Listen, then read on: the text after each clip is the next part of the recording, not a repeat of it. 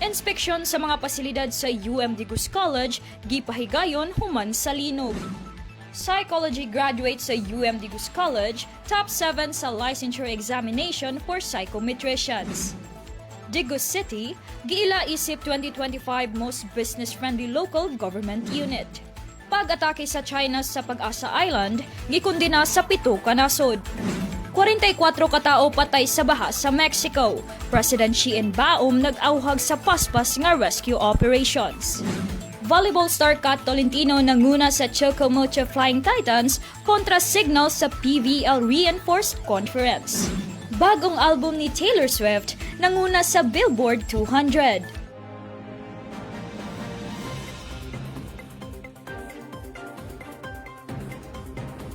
Komunikasyon News Patrol.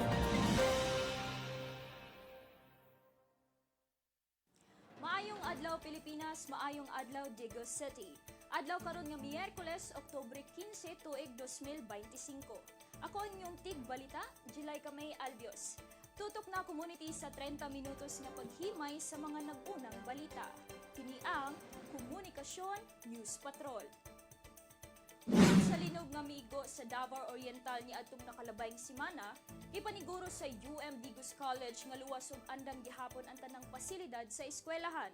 Ang Safety and Security Office sa UMDC, kauban ang Disaster Response Team ug ang mga building engineers sa lokal nga kagamhanan, mipahigayon dayon og inspeksyon aron masiguro ang kaluwasan sa mga estudyante ug empleyado.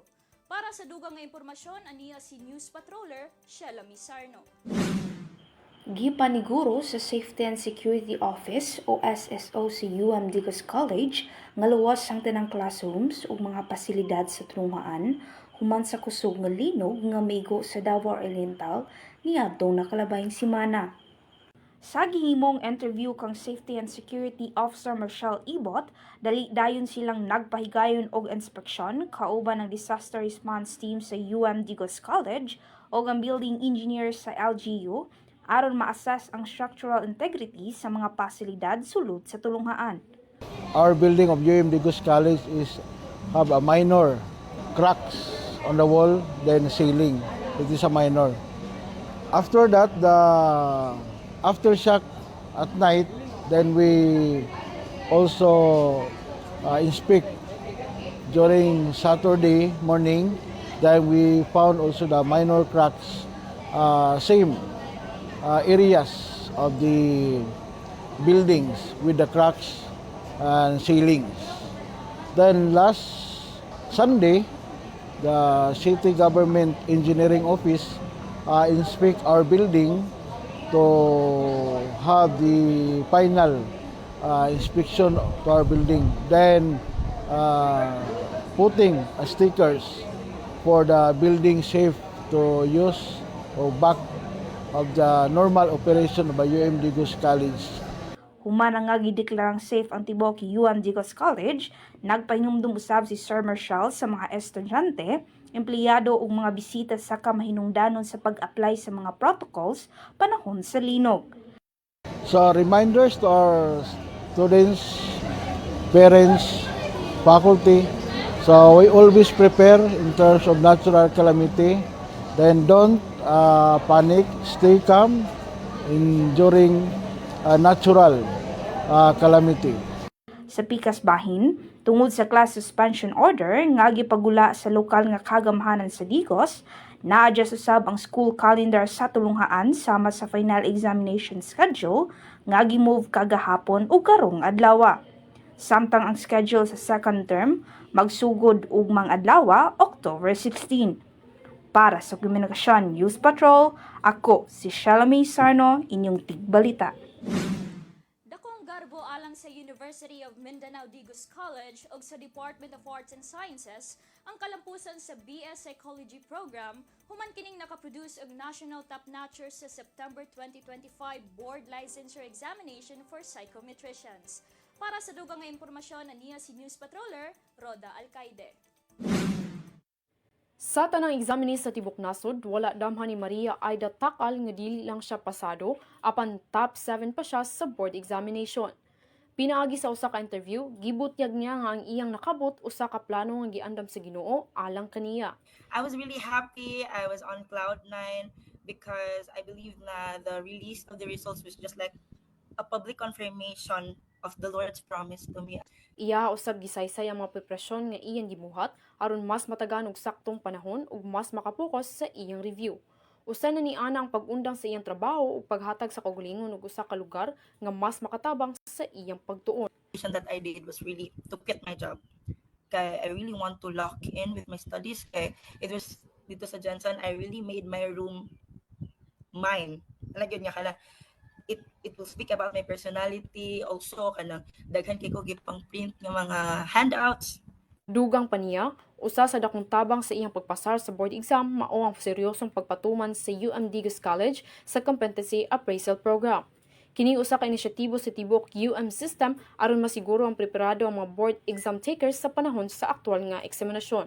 TA also had done its job during sa mock boards, and I know nga I have a great foundation in so I know nga I will really kana ganing do great. Naghatag usab si Maria Aida og advice alang sa mga psychology student nga gusto usab makapasar sa maong board exam. Sumala niya nga kinahanglan usa ila-ilahon og gusto ang kaugalingon kung asa sila mas mag-excel sa ilang mga study habits nga ginabuhat aron mas mamahimong epektibo ang ilang pagkatuon.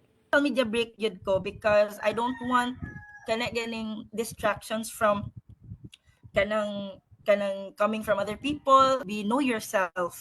Know yourself asa kahiyang, know yourself kung asa ka mas mo excel. If you want to be alone during your review season, then be alone. If you want to be with other people, with someone or with your co-reviewers, kanang since mas maka-learn ka if daghan ka og kauban, then go do it. Tungod sa daghang examinees nga nakapasar gikan sa Digos College, nahimo nga miabot sa 95.65% ang institutional passing rate sa BS Psychology program sa board exam. Sa pikas bahin, dakong dungog usab sa tibok University of Mindanao nga nag-top 5 si Charlene Lano gikan sa Tagum College, samtang tulo usab ka top notcher ang naproduce sa UMA nga mao si Jairus Camponero nga nag-top 6, Lorian K. Forones nga nag-top 8 ug si Jennifer Jane Irio nga nag-top 9. Kini nga kalampusan nagpamatuod sa dedikasyon sa universidad alang sa paghatag og kalidad nga edukasyon nga kayang moproduce og mga profesional nga maghatag og dakong kontribusyon alang sa mental health og psychological services sa nasod. Para sa Komunikasyon News Patrol, ako si Roda Alcaide, inyong Bigbalita. Opisyal nga nadawat sa Dakbayan sa Digos ang sertipiko sa espesyal nga pag-ila, isip usa sa mga finalist alang sa 2025 Most Business-Friendly Local Government Unit Awards, City Level 1 alang sa first hangtod second class component cities sa nasod. Para sa dugang nga detalye ani pagbalik si News Patroller Roda Alcaide. Mismong si Digos City Mayor Joseph Cagas ang midawat sa certificate atol sa gihimong flag raising ceremony sa Dakbayan ni adtong Oktubre 13 adlong Lunes. Gipasalamatan sa mayor ang nagkadaiyang department sa LGU Digos alang sa laing kalampusan nga naangkon sa Dakbayan. Sumala niya, ang maong award nagsimbolo sa dedikasyon sa lokal nga kagamhanan sa pagpamaayo sa mga serbisyo niini ngadto sa publiko. Sa pikas bahin, atol sa flag raising ceremony, gilakbitan usab ni Mayor Cagas ang pagpahimangno sa mga Digosenyos sa posibleng peligro sa bag-uhay lamang nga linog nga miigo sa Davao Oriental. Tungod niini, subli na usab niyang gisgutan ang presensya sa taas nga fault line dinhi sa Dakbayan nga mao ang Central Digos Fault Line nga kaya maka-generate og kusog nga magnitude nga linog kung kini molihok sa dili matag ng oras o panahon. Rason nga gihangiyo sa opisyal ang 9th City Council sa pagmugna og balaod alang sa relocation sa mga pamilya nga nagpuyo ibabaw sa maong fault line o anaa na hilakip sa no-build zone. Gisugyot usab niya ang posibilidad sa paghatag og real property tax discount sa mga apektadong pamilya. Dugang pa, gihatagag importansya sa mayor ang kahinungdanon sa hugot nga pagpatuman sa National Building Code of the Philippines ilalom sa Presidential Decree No. 1096 ug uban pang regulasyon sa pagtugod og fencing permits. Sa katapusan, giahwag niya ang katawhan nga mangayo og tambag gikan sa City Engineering Office o City Building Official Office kung magplano sila og pagpatukod og balay o negosyo aron haom kini sa kung unsa ang nakapailalom sa balaod. Para sa Komunikasyon News Patrol, ako si Roda Alcaide, inyong tigbalita. At angi sa pagbalik sa Komunikasyon News Patrol. Pag-atake sa China sa Pag-asa Island, gikundina sa 7 ka nasod. 44 katao patay sa baha sa Mexico. President Xi Jinping nag-auhag sa paspas nga rescue operations. Volleyball star Kat Tolentino nanguna sa Chocomocho Flying Titans kontra Signal sa PVL Reinforced Conference. Bagong album ni Taylor Swift nanguna sa Billboard 200.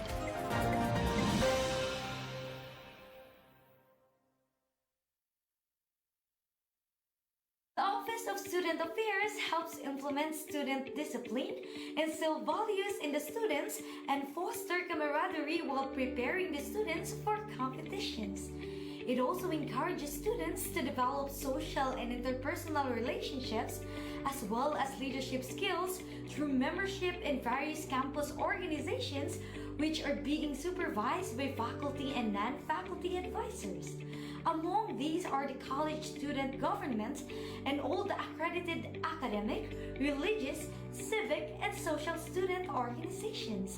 The Office of Student Affairs is responsible for releasing the Good Moral Certificate for employment, PNP requirement, PRC or board exam requirement, scholarship, transfer of school, and other purposes. The Office of Student Affairs is also responsible for giving clearance for replacement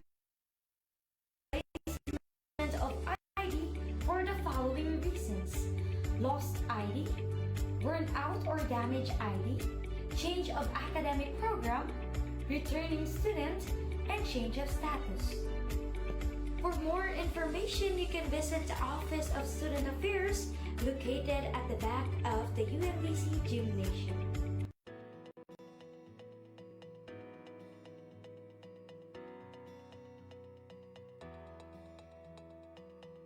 Pursuing academic aspirations with a financial burden is really hard, but Digos College offers a wide range of scholarships that help students like you achieve their academic goals.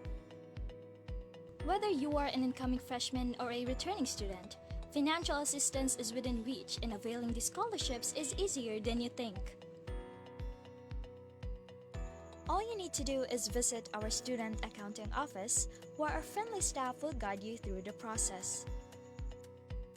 The Student Accounting Office is known to ensure correct and complete school fees assessment of students and also provide timely processing of scholarships and renewal of qualified students.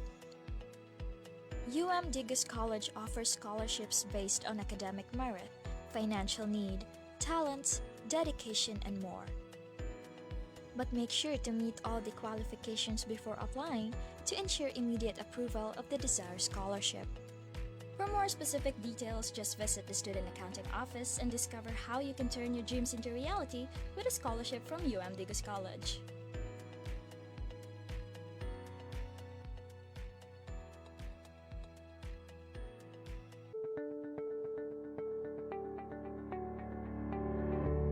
Attention Digos College students, are you feeling stressed, overwhelmed, or in need of someone to talk to? Well, we've got great news for you. Counseling services are now available at the Guidance Services and Testing Center right here on campus. Our experienced counselors are here to provide you with a supportive and confidential space to discuss any personal, emotional, or psychological concerns you may have. Whether you're dealing with stress, anxiety, relationship issues, academic challenges, or anything else, we're here to help. Our counselors use a client-centered approach, working collaboratively with you to establish goals, explore options, and develop a plan for addressing your concerns. Booking a counseling session is easy. Simply visit the GSTC office during our operating hours or give us a call to schedule an appointment. And remember, your privacy and confidentiality are always our top priority. Information shared during counseling sessions is kept strictly confidential. So don't hesitate to reach out if you need support. We're here for you every step of the way. Digos College, where your well-being is a priority, book your counseling session today.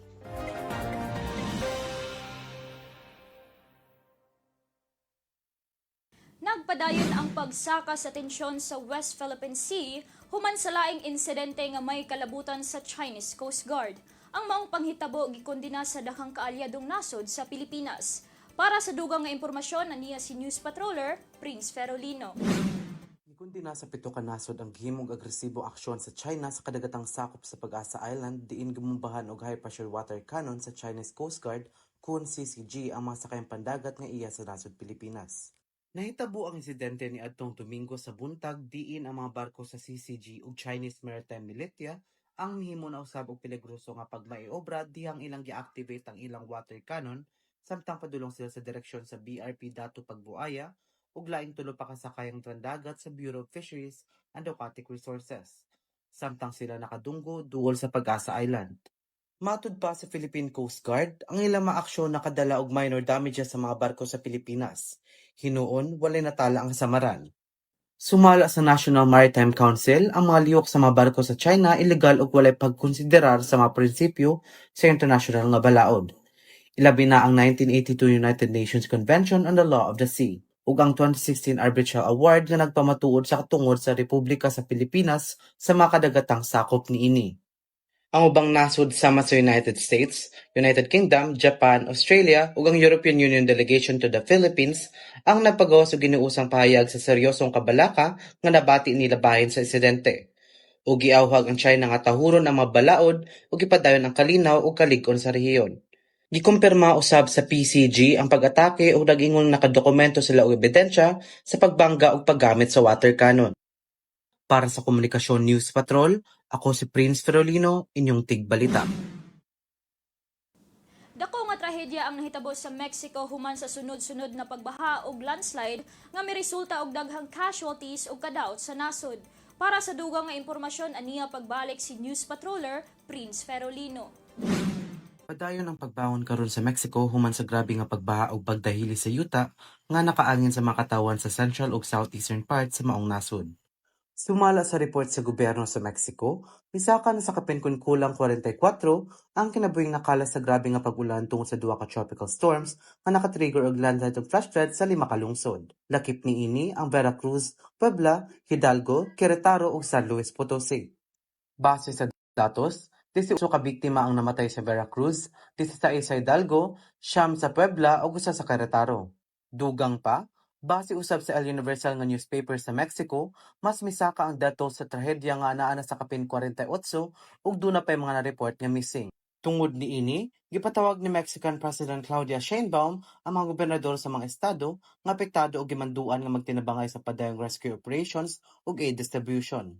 Samtang ang mga rescue team nga gilangkuban sa kasunduluhan, bumbero ug kapulisan, nagpadayon sa pagkalot sa mga lugar nga napuno sa lapok sa gibinabana ang anaa sa 16,000 nga kabalayang apektado. Gibana-banaan usab nga anaa sa 320,000 ka komunidad ang nakasinati og power outages o pagkaputol sa linya sa komunikasyon. Rason sa paggamit sa airbed sa nasod aron makatud og pagkaon, tubig ug medical supplies. Mibisita sa President Sheinbaum sa Veracruz diin niyang nakita ang mga dapit nga gikaon sa tubig nga adunay gilawmon nga 12 feet tungod sa pag-awas sa Cazones River. Gipasabot sa mga otoridad nga ang nasiniti ang kusog nga pag-ulan tungod sa Tropical Storm Priscilla ug Tropical Storm Raymond nga migo sa nasod. Tungod daghang lugar nga wala pa gyapon supply sa kuryente ug tubig, paibalo sa mga opisyal nga posibleng musaka pa ang gidaganon sa mga biktima samtang nagpadayon ang rescue operation. Para sa Komunikasyon News Patrol, ako si Prince Ferolino, inyong tigbalita.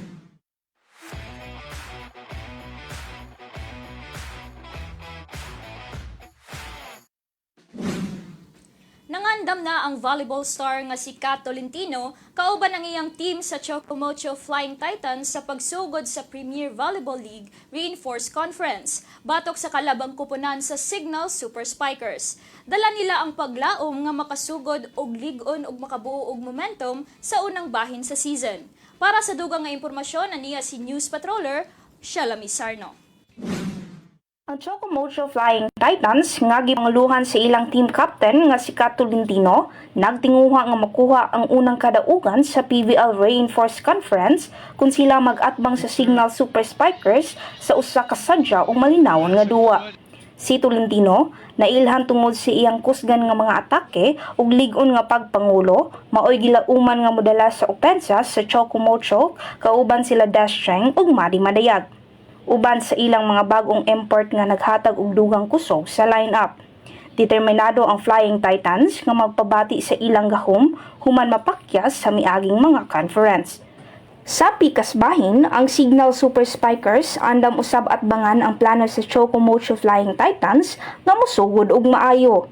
Ang duha ka team nag-agi sa hugot nga pre-season preparations aron mapaayo ang ilang chemistry ug taktika alang sa mas lingaw nga PVL season.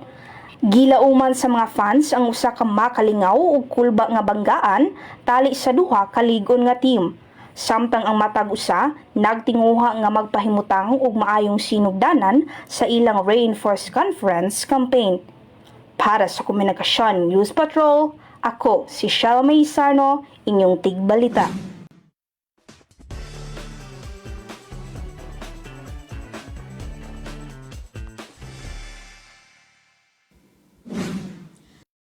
Record break na sad ang nasinatian sa American singer-songwriter na si Taylor Swift human mosaka sa number 1 spot sa Billboard 200 chart ang iyang bagong album nga The Life of a Showgirl. Aniya ang report. Ang ika-15 nga LP o long-playing album ni Taylor Swift may debut uban sa 4.2 million ka equivalent album units nga naglakip sa pure sales ug streaming activity. Sumala sa Billboard ug Luminate, ang pure album sales miabot sa 3 million kapin, diin 1.3 million niini mga vinyl copies. Nalabuan usab sa singer-songwriter ang record ni Adele sa album niining 25 niadtong 2015 nga adunay 3.4 million ka units. Tungod niini si Taylor Swift ang solo artist nga ikaduha sa naay pinakadaghang album nga nag-number 1 sa Billboard chart. Human usab malabuan niya sila Drake ug Jay-Z. Samtang ang The Beatles gihapon ang nagunit sa naay pinakadaghang album nga number 1 kauban ng ilang 19 ka album. Gawas pa niini, ang tanang 12 ka kanta sa The Life of a Showgirl ni Taylor Swift nakasulod sa top 12 sa Billboard Hot 100, diin ang The Fate of Ophelia mao ang nanguna. Gi-announce pa usab sa singer-songwriter ang kolaborasyon kay Sabrina Carpenter, usa sad ka American singer-songwriter sa title track nga gi-produce uban nila Max Martin ug Shellback nga nakatrabaho usab niya sa iyang ubang album nga Red atong 2012, 1989 atong 2014 ug Reputation atong tuig 2017. Ug mao kato ang mga nag-unang balita nga among gitutukan karong adlaw. Ayaw kalimot sa pag-like, subscribe ug pag-share sa atong social media pages para updated ka sa tanang kalihukan sa UM Digos College. Ug alang sa tinud-anay ug gawas nun nga paghatod sa kamatuoran, ako si Julayka May Albios, maayong adlaw.